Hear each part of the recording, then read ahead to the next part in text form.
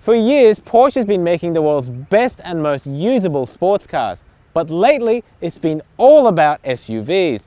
Now this is the all-new Porsche Macan, and I reckon it's the world's best... Hang on a second, Albors. Here we go again.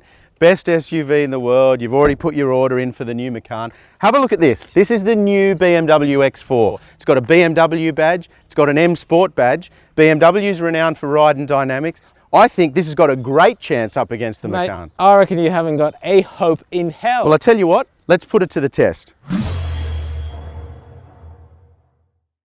Do you honestly reckon your X4 looks better than my Macan? Look, style is in the eye of the beholder, Albors, and maybe if you squinted a bit more, you might agree. You'd have to be half blind, mate. I mean, look at this thing. I mean, what is this? Look at the gap here. I could fit my whole head in here. It's supposed to be a sports utility vehicle. Mate, there's no off-roading going on here. There's a 20-inch wheels. Well, then you've got room for 24s with that gap. And look at this busy lines going through the door, man. Style. It's a styling exercise. And look at this.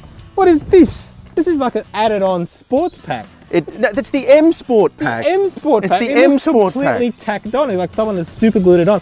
And look in here, someone forgot to paint it. They did, but if I stand here, you can't see it. Oh, mate. Let's have a look at that Macan. Let's take the Macan.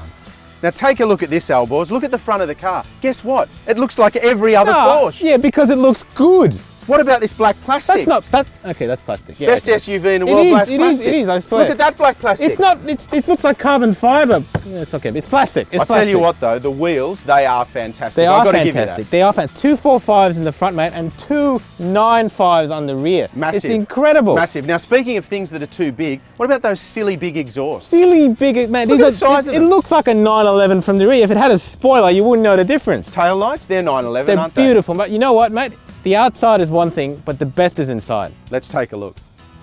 How good is this? Well, it depends on how you look at it, mate. I mean, look at this. Is this 7 inches? Yeah, but you know, it's a nice high-resolution screen. I reckon if they had sat-nav in the 1960s, the display would have looked like that. Look, I know. Yeah, all right. Okay, fine. The sat-nav isn't great, but the screen, it fits nicely into the cabin. You got all these beautiful buttons around here. And I tell you what, what's really cool, there's a little trapdoor here, and look what's beneath it. Yeah. Oh, it's a CD player. It looks great until you get to here, and then it's extremely busy. You know what I love about it is that it's sort of like the same as every other Porsche. So your cheapest Porsche you can buy currently has got the same interior as the most expensive Porsche. That's true. I reckon that's a win. The steering wheel is very, very cool. Let's check out the back. How good's this, man? I've got heaps of room back here. Yeah, look, it is tight, I have to say that. I do have enough leg room. You've got this seat a little bit further forward than I had this one. Headroom's a little tight. You know, on a longer drive, my head is touching the roof, but then I don't sit like that all the time either. So yeah, and I've got my own temperature controls back here. You'd want to have. How much does that cost? Oh, about $900, but it's worth the money. It's a Porsche. You tick all the option boxes. Look, I've got a little power down here. Yeah, that's true. You know, yeah, it's not that big. You certainly wouldn't fit a third adult in here. Not comfortably. And if you get rid of this $3,000 sunroof, you'd have even more headroom. Yeah. So, what about this other feature? Show me how this works. Man, look at this. You just press this button and push it forward. You know, like your missus would love this. Yeah, if you sit differently, you can have that set to wherever you want it. I could do this all day. Now you're going to find this hard to believe, but the tussle between these cars is so tight that the boot space is identical. Identical? That is rubbish, man. Open it up and I'll show you what I mean. Now have a look here. Both of them do have electric tailgates, which I love, I gotta say. That is good. But mine comes out, yours goes in. I reckon you could actually fit the luggage of 4 adults in this, and I doubt you could do it in that one. That may be true, but what I do like is the flat floor. I think that's great. It's a little lower than the lip, but that's okay. I really like the 2-piece luggage cover. I think that's clever. That's true, and I've also noticed you've got a rail system there, which makes me a little bit jealous, but I bet I can tick one of those 4,000 option boxes and get it in the Porsche as well. But you know what, let's get inside and I want to check out the X4's interior. I thought we were in an X4, Trent. This looks like a 1 Series. The key with BMW is that you know what you're going to get. It's like McDonald's. True. Reliable. Very reliable. How good's the steering wheel, The M steering is fantastic. I've got to give you that. And I've got to say, this sat-nav system is a generation ahead of the Porsche. Absolutely. We're 8.8 inches against 7 for the Porsche. The iDrive system is fantastic. And this little button thing you got going on here is really nice to use. All much better controls. I'm just not a big fan of this. It just looks, I don't know, doesn't look BMW. I think the minimalist look, for me, is a little bit better than the million buttons that the Porsche has got, but that's a personal opinion. This gets the brushed aluminium too, like the Porsche, so the trim looks fairly classy. It doesn't look cheap. No, it definitely doesn't look cheap. Let's check the room in the back seat, because that's important. Come on, Trent, get in. It's not that bad, right? Do I have to? I'm not sure I can.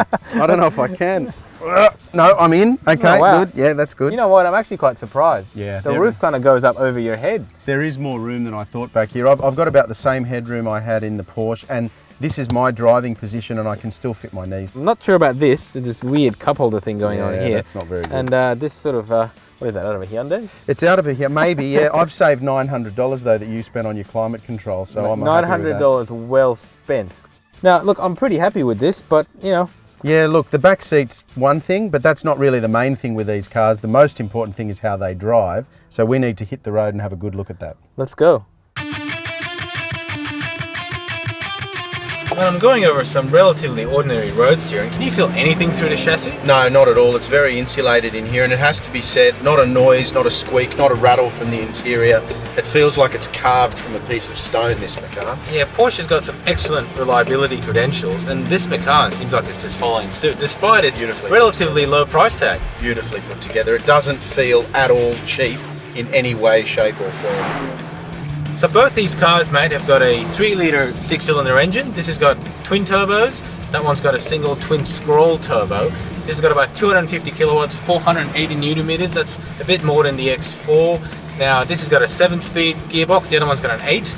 But I gotta tell you, man, the way that the engine and the transmission work together in this car is just sensational. Yeah, the gear shifts are seamless, even from the passenger seat, but I think the real key on this kind of road is that 480 newton meters, and it's where the power and torque is developed in the rev range that just makes this such a great driver's car. Absolutely, Matt. And you know what? For under 100 grand, I'm not really sure if this is just the best sports SUV, but I actually think it's one of the best sports cars for the money too. Very hard to argue the toss. The chassis balance and the mechanical grip that the Macan offers is incredible, and it's hard to believe that you can drive this like a sports car, because really this offers levels of performance from an SUV that were unheard of 10 years ago.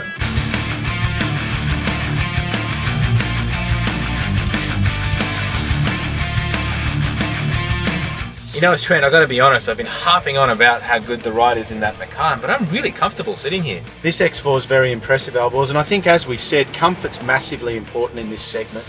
When you're running around town and the roads are pretty average, you really do want to be in a comfortable environment. And for me, the biggest issue is that both these cars are riding on 20-inch wheels, which are quite large, and they're wide cross-section tyres too, and they soak up the bumps beautifully.